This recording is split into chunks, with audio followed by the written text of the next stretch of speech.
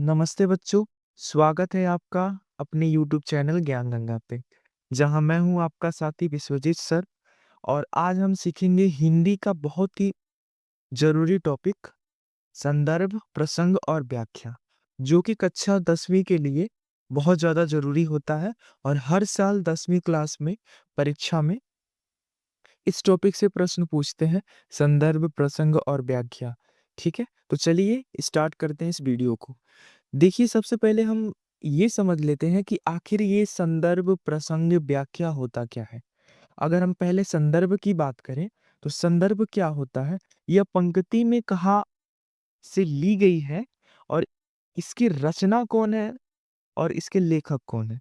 रचना का मतलब होता है अगर कोई कविता है तो उसने उसके रचनाकार होंगे, और अगर कोई उपन्यास हो, नाटक हो तो उसके लेखक होंगे। तो बात ये ध्यान रखिएगा, अगर कविता की बात करी की जाएगी तो वहाँ पे रचना शब्द यूज किया जाएगा, और जब भी नाटक, उपन्यास और कहानी की बात की जाएगी तो वहाँ पर लेखक शब्द यूज किया जाएगा।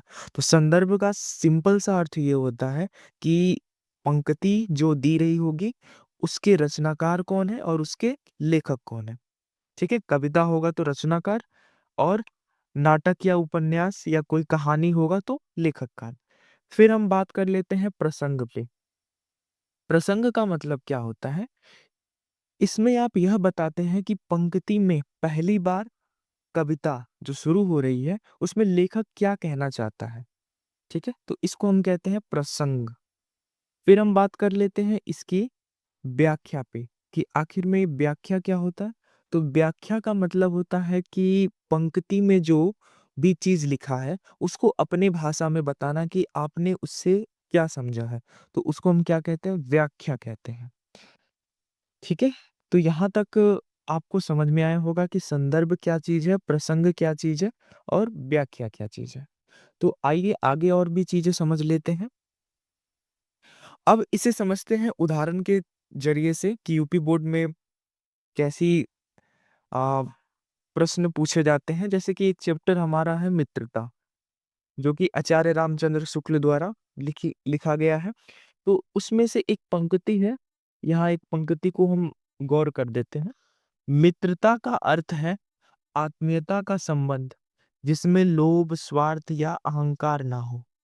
अब ये पंक्ति आपको एग्जाम में ऐसे मिल जाएगी या कोई बड़ा सा पंक्ति मिलेगी, उसमें ये छोटा सा लाइन होगा, इसको अंडरलाइन ऐसे किया जाएगा और प्रश्न ये बोल देगा कि रेखांकित अंश की क्या कीजिए, संदर्भ, प्रसंग और व्याख्या लिखिए। तो हम उसको लिखेंगे कैसे? पहले हम संदर्भ की बात कर लेते हैं कि हम संदर्भ कैसे लिखेंगे। हम लिखेंगे कि यह पंक्ति मित्रता नामक पाठ से ली गई है, जिसके लेखक आचार्य रामचंद्र शुक्ल हैं।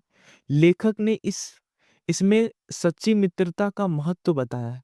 और ध्यान दीजिएगा कि जैसे जैसे इसमें यहाँ इन्वर्टेड कॉमा लिखा गया है और जहाँ जहाँ फुल स्टॉप कॉमा दिया गया है, जैसे कि यहाँ पे मैंने अच्छे से लिख दिया, सेम ऐसे ही आपको एग्जाम में लिखना है इन्वर्टेड कॉमा के अंदर। और जो भी चीज आपका है, जैसे कि मान लीजिए यहाँ पे लेखक का नाम आचार्य रामचंद्र शुक्ल, तो हो सके तो आप इसको अंडरलाइन भी कर सकते हैं। और मित्रता पाठ का नाम है तो इसको भी अंडरलाइन कर सकते हैं। तो ये चीजें भी आप ध्यान रखिएगा कि हम संदर्भ को कैसे लिखते हैं। फिर हम बात कर लेते हैं उसी पे प्रसंग की। तो जैसे देखिए कि प्रसंग हम कैसे लिखेंगे इसका। तो इसमें क्या लिखेंगे, इस पंक्ति में पहले लेखक ने बताया है कि आजकल लोग स्वार्थ के लिए मित्रता करते हैं और सच्ची मित्रता वही होती है जो मन की सच्चाई और प्रेम पर आधारित हो। यानी जो ऊपर यहाँ पे ये जो पंक्ति दी गई थी, इस पंक्ति का भाव क्या है, वही है प्रसंग। और उसके बाद भाव के बाद हम इसमें पढ़ने के बाद हमें क्या समझ में आता है और हम अपने भाषा में इसको क्या लिख सकते हैं या कैसे लिख सकते हैं, उसको हम कहते हैं व्याख्या। जैसे मैंने छोटा सा व्याख्या किया है। लेखक का कहना है कि सच्ची मित्रता वह होती है जहाँ स्वार्थ, लोभ या अहंकार ना हो। ऐसी मित्रता में आत्मीय और प्रेम होता है। यही मित्रता जीवन को सुंदर बनाती है। तो आप इन्हीं सभी को ऐसे ही क्या कीजिएगा, एग्जाम में व्याख्या कर दीजिएगा। ठीक है, तो अगर आप परीक्षा में फुल मार्क्स पाना चाहते हैं तो इस बिंदु को भी ध्यान में रखिएगा। संदर्भ का मतलब क्या है कि लेखक और रचनाकार, उसका नाम ज़रूर लिखिएगा संदर्भ में। प्रसंग में उस पंक्ति का भाव क्या है, उसको बताइएगा। और व्याख्या में भाव को समझने के बाद आप अपने भाषा में उसको संदेश क्या देना चाहते हैं या लेखक उसमें संदेश क्या दे रहे हैं, उसको वहाँ पर लिख दीजिएगा। और ध्यान रखिएगा किसी भी कविता को रटने का प्रयास मत कीजिएगा, बस उनके भाव को भी समझिएगा और समझ करके एग्ज़ाम में जो समझ में आए उसको लिख दीजिएगा। गाइड में जो भी चीज़ें लिखी गई हैं, उसको रट करके एग्ज़ाम में मत जाइएगा, क्योंकि ये बहुत ज़्यादा आपके लिए घातक हो सकता है।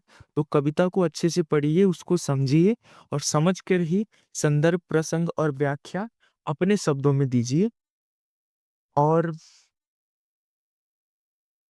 अगर आपको ये वीडियो अच्छा लगा हो तो हमारे चैनल ज्ञान गंगा को सब्सक्राइब कीजिए।